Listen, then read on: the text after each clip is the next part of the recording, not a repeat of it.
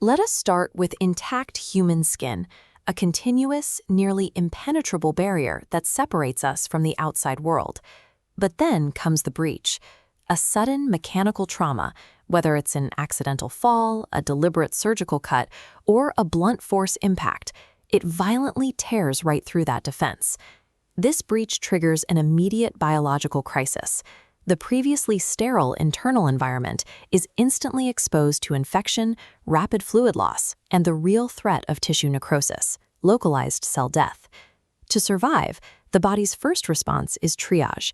It must instantly categorize the physical nature of the damage to deploy the correct biological countermeasure.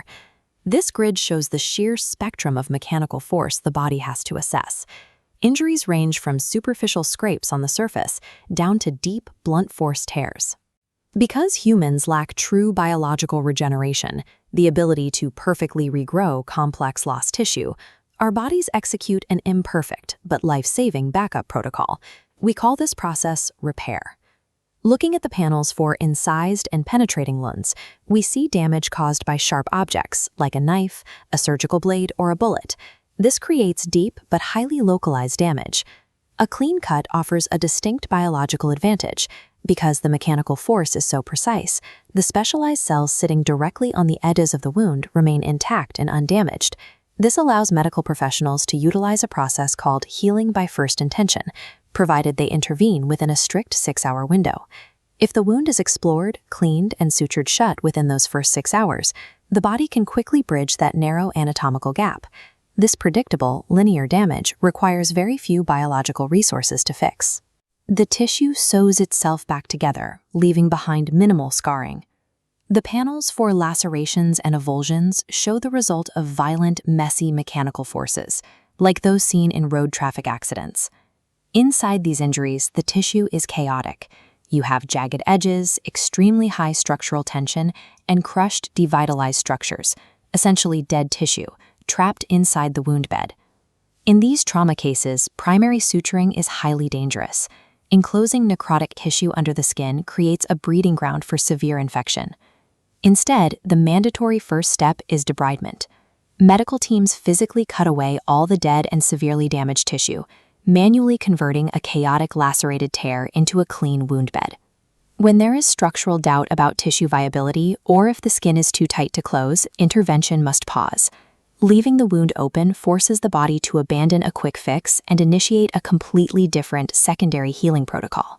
This brings us to healing by secondary intention. This is the body's heavy-duty rebuild protocol, deployed when tissue loss is irreparable or a wound must be left open. These clinical photos track the healing from time 0 to week 1. After inflammation clears the site, the body generates a raw, new biological scaffold called granulation tissue. Next comes the mechanical process of wound contraction. Compare the wide diameter at week 1 to the shrunken diameter at week 2. The tissue is physically pulling the outer edges closer together to reduce the exposed surface area. In the final phase, epithelialisation, new skin cells migrate directly across that contracted granulation scaffold to finally seal the breach. Secondary intention is a very slow, resource-intensive manufacturing process. It prioritizes sealing a massive vulnerability over aesthetic perfection. Once the gap is closed, the final, long-term phase begins, scar remodeling. Over months, the temporary biological scaffolding is replaced by dense, permanent structural proteins. The resulting architecture depends on the initial trauma. Healing by first intention leaves a faint hairline trace, while the heavy lifting of second intention leaves a wide, disorganized mass of fibrotic tissue beneath the skin. This outcome highlights our fundamental biological limitation. Humans cannot execute true regeneration, meaning we cannot replace lost tissue with perfectly identical cells. These scars represent the necessary physical compromise the body makes to survive massive trauma. A scar is a permanent architectural record of a complex triage event. It is the visible evidence of the human body sacrificing perfect original form to restore essential function and keep us alive. The moment skin tears open, it becomes a microscopic disaster zone. At minute 0 of an injury, a precise chemical cascade begins. Compounds like histamine and prostaglandins flood the area, triggering the heat, redness, and swelling we recognize as inflammation. This chemical alarm draws in the first wave of a biological cleanup crew. Short-lived white blood cells called granulocytes arrive immediately to consume the cellular wreckage and damaged tissue fragments. By day 5, the environment transitions. A longer-lasting scavenger cell called the monocyte arrives in heavy numbers, taking over as the dominant force to aggressively clear out the remaining debris. But while this microscopic cleanup crew is highly effective at clearing out dead tissue, it leaves the physical hole in your body untouched. For the first 3 to 4 days after an injury, the edges of the wound do not move closer together at all. This dormant stretch is known as the lag period. This chart tracks wound size over time, and you can clearly see that initial flat line. But immediately following this lag, the skin suddenly and rapidly begins to shrink. By the 14th day, the wound reduces dramatically, completing a massive 80% drop in total size. Dragging severed tissue across a void requires an immense amount of physical power. We have to identify exactly what is generating that force. For decades, scientists assumed the mechanical engine pulling the skin shut was located right in the center of the wound. The very first logical theory was evaporation. Researchers guessed that as fluid left the wound, the drying tissue naturally shriveled up, dragging the edges inward. But testing quickly debunked this. The total water content remains exactly the same at the beginning of the contraction process as it does at the very end. Next, they looked at collagen, hypothesizing that it acted like a shrinking biological net to pull the tissue together. But collagen levels fall during peak contraction, and scorbutic animals who can't produce collagen still experience normal shrinkage. The final suspect was the wound's central granulation tissue. Researchers completely excised this mass, yet it didn't slow the shrinking. The edges continued to close. The engine driving wound closure was definitively not in the center of the defect. Scientists had to search the perimeter. Researchers found they could stop contraction in its tracks by surgically removing a microscopic zone of tissue sitting just beneath the advancing edge of the skin.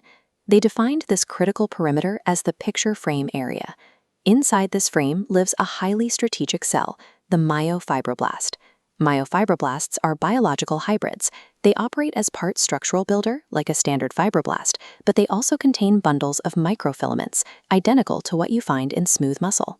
Armed with these microfilaments, millions of myofibroblasts act as a living winch. They grab the overlying dermis and physically pull it toward the center. The engine of wound closure is a microscopic ring of hybrid muscle cells acting as a perimeter winch. Because the wound is physically pulled closed by the edges, the success of the process depends entirely on the local geography of your skin. Injuries on the neck or on the face of an older person shrink rapidly and effectively because there is an abundance of lax, loose skin available to be stretched over the defect. Conversely, wounds on tightly wrapped areas of the body, like the ankle or the lower leg, simply cannot contract. Without any extra slack nearby to feed into the myofibroblast winch, the mechanical pulling process stalls entirely. Our body's repair system is strictly bounded by the physical and mechanical limits of the skin surrounding the injury. Because this system relies on a delicate network of muscle-like cells, it can easily be paralyzed. Certain chemical inhibitors completely block the myofibroblasts from pulling. Smooth muscle blockers, or microtubule inhibitors like colchicine, strip the cells of their contractile power. Severe physical conditions cause the same disruption. Major burns, localized X-ray radiation, or immediate skin grafting will completely halt this specific contraction process. A healing wound is a highly choreographed mechanical event, culminating in a microscopic ring of hybrid cells that literally pull our bodies back together. In this 2-minute 3D case, you meet a patient with a leg wound. First, look closely. Is it incised or lacerated, an abrasion, a contusion, or a puncture? Each type changes how deep and how dirty the damage is. Now follow the healing journey. Phase 1, hemostasis. Pressure, clotting, and bleeding control seal the gap. Phase 2, inflammation. Warmth, redness, and swelling show immune cells clearing debris. Phase 3, proliferation. New granulation tissue fills the space like a soft scaffold. Collagen forms, the wound contracts, and epithelialization creeps across the surface. Phase 4, remodeling. The scar tightens over time, becoming stronger and smoother. How the edges are brought together matters. Primary intention is cleanly closed early. Secondary intention leaves it open to fill. Delayed primary closure closes after a healing window. See each choice reshape the same phases, step by step, skin rebuilding itself with care, patience, and hygiene. If you found this video informative, please like and share, comment what you would like to see next, and subscribe to the channel to get notified about future informative videos.